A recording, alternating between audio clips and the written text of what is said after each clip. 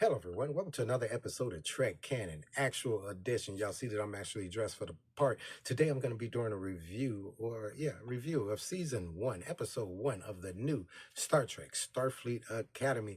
Now, listen, I've told you guys already on my interlude video about this particular new series that I really enjoyed it, right? But I wanted to give it a couple of days for people to actually watch the episode, so that they get a chance to see it, just in case they didn't, because for all of my new people, whenever I do a video, I talk about everything that's going on, things that might be pertinent, things that may come to mind, and a lot of things may be considered spoilers by other people. Video is going to contain spoilers, but y'all know how I roll. So here it is, right? Right off the bat, truly, like I said, truly enjoyed the first 2 episodes of this. But this particular video is just going to be focusing on episode 1. And what is that episode called? It's These Days. Now, that's going to be a new word, a new terminology that I'm going to be introducing on my channel when it comes to this particular series, right? And that's going to be ideolotrek. What is ideolotrek? Basically, that is the ideology of Star Trek, right? The things that form the basis, beliefs, and the structure, foundation of what it means to be a Trekkie, a Canaanite, a person who follows this. And I think that this series is going to be doing a great job in explaining ideolotrek, but I'll get into that at the end of the video. Now, the second thing I got to do is I got to bring notice to all of the people who made all of these videos talking about, prejudging this particular series and how isn't going to be this and how it's going to be that and it's just going to be la la la la without ever having watched it, right? So I'm curious, having watched having watched the episodes, I'm curious as to what types of videos that these particular people will be making now. I'm looking forward to actually seeing some of them. As a Canaanite, I am super excited about the prospects of what this show, brings, because basically canon for Star Trek has been static for so long, right? That it's kind of almost lost its excitement. And one of the things that new people who's been watching New Trek has been having, right, is lost its appeal, it's lost its excitement, it's lost its newness, right? There's so many things that could be opened in the world of Star Trek. And now that we are 800 years into the future, right? There's so many things that now can be added and opened to canon. And this show, like I said, is representation of that. So let's get right into it. First of all, let's talk about that 60th anniversary Starship morphing scene. Look, did that not make everybody who's a Trekkie see that just smile, right? Did that make everybody chest stick out right there just a little bit? Just that's everybody had a moment to choose which one of the beautiful ships, right, was from each of the series throughout the 60-year history of Star Trek. But my personal favorite in there had to be the Defiant, but we'll talk about that a little bit in a minute. So basically, we pick up right on this particular penal colony where we're introduced to this mother and son. We come to find out that the mom is Anisha and her son is a young 6 or 7-year-old Caleb Meir, right? And this is another one of those moments where I say it's a good teachable moment that comes with Star Trek, because she was explaining to him about Soul 3, that that's something that they've always wanted to go to as a family and see together, right? And at the time I was watching this show with my son, he asked, hey, what's Soul 3? So I got a chance to pause the video and explain to him that Soul is what the actual name of our sun is for our solar system. It's called Sol, right? And the number represents the planetary bodies, numerically away from Sol. So I asked him, I say, well, how far is Earth away from the sun? What number of planet are we? He was like 3. He was like, oh, Sol 3. Moments like that is, moments I had with my dad when I used to watch Star Trek. And it's great that, right off the bat, we get that opportunity. Moving on, we find out from the little high speed bear, right, that they're in there because they are accomplices in a robbery for food aboard a starship vessel that resulted in the death of a Starfleet officer, right? And soon they're going to be coming up on that trial. Now, when they get into the trial room, we are now introduced to two of the other main characters, right? In the names of Captain Nala Ake and Nus Baraka, right? Nus Baraka being played by Paul Giamatti, right? And Aka being played, Captain Aka, Captain Ake being played by the great Holly Hunter, right? And I'll talk a little bit about them in a second. But there's something I just gotta say because if I don't have this particular moment, right, everything that I'm gonna follow this statement by will be viewed as, oh, he's been political. Okay, get that out your head. So here's the thing: Star Trek has always been a vehicle for social commentary shown through a scientific lens. This is why Gene Roddenberry created it. It's basically a tool that the writers use to hold a mirror up to the society, right? Now, here's the thing. What's going on in this whole situation, right, is that we got a pirate played by Paul Giamatti, right, Nusbraka, who's basically like, hey, I was stealing food to help out, this starving lady and kid, and it resulted in some deaths. Come to find out, it's 12 deaths, right? But the only one that she's, was an accomplice on, right? And Captain Ake is basically like, hey, listen, um, yeah, whatever, dude, you stealing food rations and all that kind of stuff. You going to jail for a long time. Now, apparently, she had made a deal with Nisha, right? The mom, basically, like, basically have a life sentence, or she won't be separated from Caleb, right? But come to find out that that's exactly what's going to happen. And Captain, Ake is, she kind of feels a certain kind of way about it, but she's following orders. She got to go with the orders. So the state is basically going to separate the mother from the child, right? And put the child basically in Federation foster care. Now, of course, Nuss Brocker laughs at the situation because he's like, yo, you tricked off on me and everything. And, they end up stabbing you in the back, too. Now, the mom's upset because she's like, yo, I was trusting you, Captain. Look, so she tells her son, Caleb, listen, don't ever trust Starfleet. Don't ever trust the Federation, all that kind of stuff. Now, we fast forward to a moment where Caleb is in a room under guard, right, by himself. And Captain, Ake comes in and she's trying to be compassionate and talk to him like, hey, listen, I got this great school you could go to and all this kind of stuff. She gives him a hug. It seems like a touching moment. She's out. We finds out that young Caleb has took the captain's communicator, her comm badge, and is able to use that to escape the facility. Now, I'm going to get into, hold on, I got to side stop. At the end of this video, there's going to be certain things I break off into. It's going to be things I like, things that were, ideology things that were great in the technology department, right? Things that I liked about the actors, little tidbits about the show that, you guys probably didn't notice that I wanted to just bring attention to. One of those things is also going to be, just little tidbits, little nitpicks that as a person who was watching something that they enjoyed had.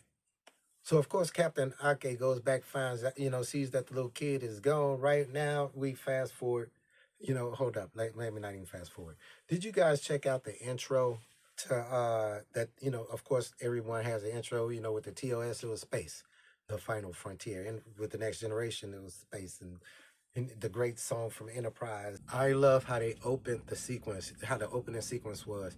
It was so well done as far as the meaning of the show that it reminded me like the opening to Enterprise, how that was attached so closely to the meaning of the show.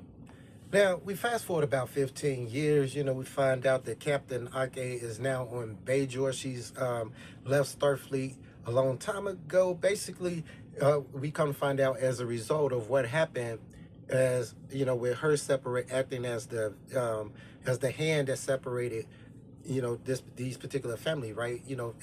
At the, request of the state. So she was feeling a certain kind of way about this. Come to find out she just spent the last 15 years looking for Caleb unsuccessfully. Now she's a teacher on Bajor. Now she's visited by Admiral Vance. First of all, Admiral Vance is, one of the rare things that crossed over from Discovery that I just dug. Now, did you guys check out the conversation between Admiral Vance and Captain Ake? Ake, I don't know. I'm gonna have to get used to it. And Captain Ake. Now, if that's not just, hey, this is what's going on. This setting the groundwork for what's going on. We are mirroring now, okay? Just think of it. Matter of fact, I get into that when we talk about the characters. But that conversation between Admiral Vance and Captain Ake was just great and just fit so well into what's going on in the world today.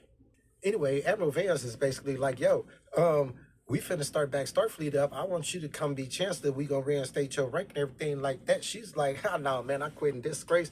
I ain't finna go be doing that stuff no more. Look, I got things to do on Bejo. I'm chilling. So Admiral Vance was like, hey, we found Caleb though, man, and what's up? So of course, she's like, okay, you found the person I've been looking for 15 years. Let's do that now. First of all, before I continue, I got to say something about these two little kids that we see that Captain Ake was talking to. Right. This is just the most adorable little thing in the world. Is look, adorable. Now we run up on another Starfleet. Another penal colony, right? That has an extradition, basically treaty with Starfleet, where they got my boy. Okay, now speaking of my boy Caleb, right? Caleb, in an effort to find his mom, right, and then got caught, took prisoner a minute ago, which is why he's in this facility, right? He had stole one of these shuttles after beating up two or three of the guards. And look, let me tell you something. Do this dude not look like Lakeith right here? My boy, the live action Eddie Gordo, do he not look exactly like as soon as I seen him, I was like, Lakeith, dude, this FIFA start doing some capoeira. But anyway, so I'm gonna talk about that whole shuttle trip at the end of the video too. But that was unsuccessful. He ends up getting caught, and now he's in his penal facility where the captain and just said, yo, listen, I'm gonna listen, I know you don't trust me, long story short, but we could find your mom, man. She escaped about a year ago. She haven't contacted you, but listen, I can help you find her. Only thing I want you to do is put your potential to use because you got great potential, man. Come to Starfleet, and we can help. We can do this. We can find your mom, all that kind of stuff. He's of course reluctant, agrees to it because he's looking for his mom. All right. Now here's the thing. When she takes him to go see the ship reveal. Look, let me tell you something. The ship reveal. I never thought that I would see a ship that I would love more than the Defiant instantly. Like, the name of this ship is called the USS Athena, NCC 392023. Now, we're told in the episode that Athena is the goddess of wisdom. But what she didn't say is also of war. Yeah, and that ship looks like, let's talk about that ship. Whoever designed this ship right here should get a raise. Whoever designed this ship say, hey, you know what we're gonna do? I want to show a ship that's 800 year in the future design. I want it to be beautiful. I want when people to see this ship, they're gonna say, hey, you know what? That is beautiful. That is beautiful. And you know what it was? It was beautiful. The bridge layout is beautiful. Everything about this ship is beautiful. Come to find out, this ship is actually Starfleet headquarters, right? Yeah. So I'm gonna jump ahead a little bit. This ship, right? First of all, it has the detachable nacelles, saucer in the middle with the Federation Delta at the top. When it gets in orbit of Earth, it detaches the saucer front section part with the it floats down to San Francisco with that song playing. It flows down to San Francisco with that high speed song playing, man, and parks as the main building for Starfleet, man. And they do look. Let me tell you something. Not only did the writers from SG1 come back, right? Because remember I told y'all that the writers from Star Trek went over to SG1 and started writing for them. That's why the stories were so similar, right? Now they was like, hey, Kurtzman was like, hey, y'all want to write? I actually made some good Star Trek, man. Y'all want to come back over? And it was like, since you're making some good Star Trek, sure. So they all came back over. And whoever was like, hey, we should have like Atlantis. We should have something like Atlantis, like so like Starfleet headquarters should be able to lift up and go do stuff and come back down like Atlantis. But I don't care. I am here for it because that ship is beautiful. The bridge layout is beautiful. Like the interior, everything about the. Okay, so anyway, as I was saying, so Caleb and all them get on the ship, man, and uh we are introduced to the bridge crew. All right. I love the bridge crew. Everybody on the bridge crew seems unique, interesting, professional, well trained, right? Like the moment you seen them, you was like, oh, okay, these people are up to the task. These people up to the task. And then I love the new addition. I believe her name is Lieutenant Work, right? The academic liaison, the teachable moments, like the teachable moment liaison. Like I think that is so cool to actually have somebody who is kind of like a counselor, but for an academic setting that to come out and be like, hey, listen, this particular situation can we can use this to teach the cadets and actually make a lesson plan around something like that, right? I think that that is an awesome concept for this show, and I'm gonna get into that again towards the end. And then we're also introduced to what's probably going to end up being one of my, you know, great characters, right? Laura Thok, who is the first officer. She is basically a Klingon and Jim Hadar hybrid. Now, this I am very interested in because, again, it's been 800 years. I'm looking forward to seeing now that we know that it was some type of reproduction going on in there. What her ancestry story is like, I'm really looking forward to that. But look, let me tell you something. She's a hoot. You mix two of like a Jim Hadar and a Cleon together, right? Look, let me tell you something. She is a hoot. And of course, we always have the EMH played awesomely by Robert Picardo as the slightly older, the doctor, man, still with his, with his personality, still the same personality that I believe airs a lot on, the Dr. McCoy in him. You figure he would have got a little bit better with the bedside manner after 900 years, but Now, here's the thing. Caleb decides, hey, oh, by the way, when they get on board the ship, right, and they go into the areas, okay, they pass through this one field that basically changes Caleb into his uniform, everybody into their uniforms, cuts their hair, right? Uh, Hilarious. Now, there's also a thing. Before I get into the characters, right, that we meet, that's going to be our actual cast, right? Um, on the way to where they going, on their way to San Francisco to Earth, right, to do their whole little Starfleet training, right? What ends up happening? Caleb's like, yo, I'm gonna go sneak, send out a signal, see if my mom done left me any messages and how come she hasn't, and see if she's gonna respond to me. He's caught by Genesis. Again, I'm gonna go into the characters in a minute, right? He's caught by Genesis, right? Okay. Now, anyway, the whole sending of that transmission basically lets Paul Giamatti, whose character's name is Nuss Braca, right?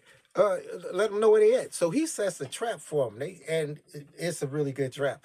They get attacked by programmable matter. Now I've always been curious about using programmable matter as a weapon, and I see what's going on with it, right? But they have some plot armor stuff and everything. I'll talk about that right now. But so here's the thing. Uh, he basically is like, hey, listen, we found you because your boy Caleb sent the message. I'm gonna play that for you. And listen, I'm gonna need that warp core about you. I'm gonna need that warp core. We gonna come in here. We gonna get engineering. We gonna take that apart, and we gonna go sell that because there's super value. Because of course the burn. Now of course the captain like let me think about that. Give me a minute, right? Now in this whole situation, they didn't got hit with some torpedoes, man. People all messed up. Nobody's died yet. We got my girl, what's her name? Laura Thought she's all messed up and that. Okay, so since we getting into people I'm gonna have to start naming, let's stop right here and talk about the cast, the characters, right? The people who gonna be with us. Now we have a young lady called a series acclimation meal or Sam. She's basically 6 months. She's been online for 6 months, but she's been programmed as a 17-year-old.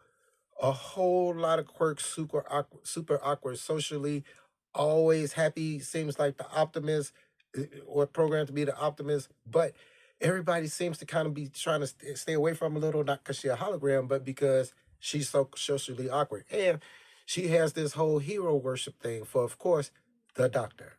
We got my boy Jaden Craig. Now, don't think I was, don't think it that his first name missed me, y'all. That right, Jaden Craig, right? Don't. It's Jaden. It's just Jaden, man.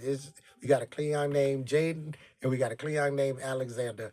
Now, anyway, Jaden is basically like, yo, listen, I want to be a healer. That's odd in the Cleon Empire back, 800 years ago, right? But this is something that he wants to do, right? So, he wants to bring life. He basically, today ain't a good day to die for him. He does something cooler, like yearns for a valiant life. Come on, we can all get behind that. We got Genesis Lith. Now, let me tell you something about Genesis, right? The one who called Caleb on that, the whole computer thing.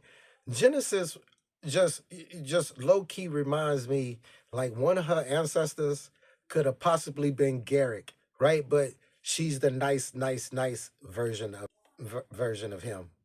But she's what's called the Lith. So I don't know how that works with a Kardashian, but you got Cleons just basically get with everybody. Speaking of Cleons getting with everybody, right? Remember I was talking about my boy Nuss Brocker, right? Paid by Paul Giamatti. He referred to himself as a Klingerite, a mix between a Cleon and a Tellarite. Tellarite, one of the founding members of the Federation, the pig-looking dudes, right? Cleon got with a Tellarite. Cleons was on something during this time.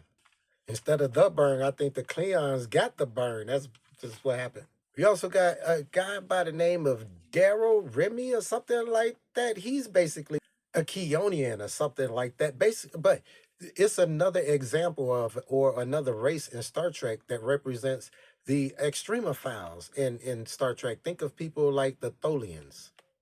You can't count the Andorians. Could be like, oh well, that's like somebody who lives in Alaska, I think.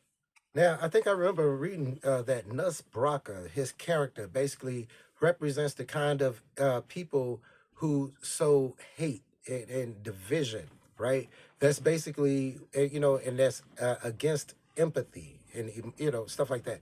So it's going to be interesting to see how they use him in this particular series. Speaking of, let's get into that. Wait, getting ahead of myself.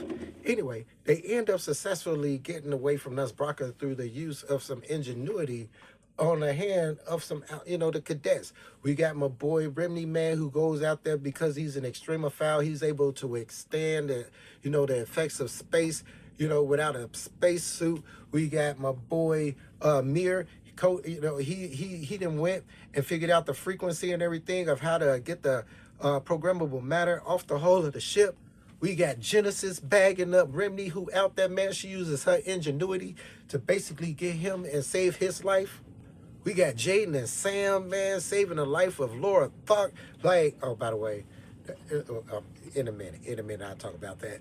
Anyway, man, but through the ingenuity of these cadets, these new recruits, their teamwork and all of that, they end up, man, basically getting the ship free, getting the programmable matter off the hull. The captain, who, by the way, has the coolest poses in her chair, Carly, because she's about that big. Anyway, they destroy my boy's ship and everything, and they head back to Earth. Now, if you recall, y'all know Discovery could basically appear anywhere that it wants to, and it's in this time period. So why didn't it just spore drive in and give them a hand? I like how they put that in there that, Discovery is undergoing a refit right now and everybody else is this amount of time away. I like that I like that. Good thinking, writers. I see they've been watching my channel. Didn't want to end up as an inconsistent Trek. So now we end up, man, seeing the outstanding shot that I was talking about earlier, the sequence where they arrive at Earth, go down and dock as the headquarters in San Francisco, right? With that song playing in the background. Right now, here's the thing. Because he was the one who actually got the pirate to figure out where they was and got this whole little situation happening in the first place, my boy Caleb, right? Captain Aka is like, listen, you could leave now, right? Just leave, dude. You just go. We don't help you do nothing. We end all our ties, all that stuff. Or you could take this little penalty, 6 months or something like that, 100 hours, or probation or something like that, or community service. You know, it's one of them legal terms. And he's basically like, you know what? I'm gonna try to do the whole stay in route, and it ends with them staring out, the same body pose out into the stars. So let's talk about some of the ideology that was shown in this episode: teamwork, growth, problem solving, forgiveness, accountability, morality of law, the scientific method, how they changed the the warp field imagery in this is more accurate, beautiful. Showcasing more extremophiles, more diversity, as you would call it in Star Trek. Like for real, come on, think about it. Look at just all those types of alien races, all those different beings. Everybody, look, they even had an exo. Let me die. Now, here was the situation where the transporters was offline. And as Canaanites, we all know that the transporters are always offline. Let me tell you why. Let me throw a little. Okay, here's the thing. The transporter is an extremely calibrated and sensitive device. It's actually responsible for taking apart and putting together every molecule in your body in the same position with the same momentum, speed, and velocity, and vectors, and all of that stuff before you left. Now, if there's any damage that happens to any of the conduits, wires, the equipment, the surface, the memory, any of that, you have the possibility of rematerializing, missing a few things or having a few things in different spaces. So yeah, it's gonna go offline when the slightest little damage can occur. Yeah, it can. And I venture to say it should. Fun things about the episode. Let me tell you something. When Nus Braca was healed, right, and she gave Jaden that tap, knocked him way across the room, and then my girl Sam was like, "No, you don't have to thank me." Matter of fact, Sam and Nus Braca during that whole interaction, I just got to kick out them too. How cool I think a character Genesis is. Her whole little personality of messing with people, trying to figure out how to, and then on top of that, she seems to be a communications officer. Like, she seems to be real cool. I want one of those Starfleet chairs that was on the bridge. I don't care what nobody say. I'm happy that the race from Let That Be Your Last Battlefield from the original series, I'm so glad that there were survivors besides Lokai and Bill, because it shows that there is promise, that there's some type of resolution that can be had, because that episode was truly depressing. The whole little starship reveal and docking as the main building of Starfleet headquarters, loved it. And how can I not mention the Wall of Heroes? Did you guys see pretty much everybody that was on? I'm pretty sure a lot of people that already paused and everything, but you got the Parises, man. You got the, Wildmans. You got the Kims. You got so many, people and their descendants, Hikaru, Sulu, and his descendants. Like, it was so cool to see everybody. I don't know why they had Nurse Chapel on there, though. I don't know that. My gripes, very few. How did that kid use the com badge without biometric identification? You just can't go run around using people com badges, just like can't run around using terminals. Second, how did that little kid, being about 6 or 7, uh, do that parkour necessary to safely make it from where he was down to the surface of something like that? Did y'all see out there? And don't get to tell me he jumped. Did y'all see that wind of the sandstorm? How did he survive the sandstorm? Another thing, if their inertial dampeners was offline when my boy Caleb stole that shuttle, did you see how that shuttle was bouncing and flipping and flying and hitting mountains and stuff? Everybody on that shuttle would have been deceased instantly the first time they skipped one of those mountains. And the last thing is, I still say the profanity. Now, I'm not, profane sensitive or nothing like that. I just think that, one, people of these guys' mental caliber, right, and use of a larger variety of words would find more better words to put there. Listen to what I just said. More better words. Anyway, so that being said, also, these phrases, these words, these uses of these words should have lost the meaning or relevance after 800 plus years, right? Almost 1,000 years when they were used normally.